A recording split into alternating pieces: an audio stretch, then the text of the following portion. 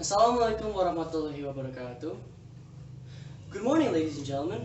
My name is Azfa Muzhaffar, and I'm a 9th grader from Ar-Ridha Islamic Green School. And today, I'll be presenting to you a story, a tale perhaps, of Izanagi and Izanami. Please enjoy. Long ago, in ancient Japan, lived a couple named Izanagi and Izanami. They were deities that manifested during the formation of heaven and earth. You see, back when earth was still forming, it resembled a floating oil that drifted like a jellyfish. And so the older gods instructed the couple to solidify and shape it. They were given a jeweled spear named Amino Nuhoko to help them fulfill their task.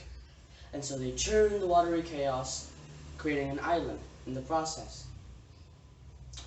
They decided to live on the island and create a heavenly pillar there. Soon after, they wanted to create children, and so they devised a marriage ceremony. At first, the marriage ceremony wasn't very successful, as they gave birth to a leech child. But on their second attempt, their union was a success, and they gave birth to various islands in the Japanese archipelago, and many deities to inhabit these islands. But Izanami became very weak, and after giving birth to her final child, eventually passed away. Izanagi, absolutely furious, blinded by the anger, blamed it all on his child, murdered him, cutting him up into 8 pieces. The bloodshed then turned into multiple deities, including a god of war. After mourning the death of his wife, Izanagi then came up with a plan to bring her back from the underworld, known as Yomi.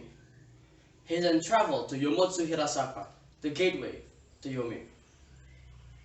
After traversing Yomi, he saw a glimpse of his wife, who quickly tells him to stop. She then requests Izanagi to not look at her. Izanagi, absolutely baffled and stubbornly agrees.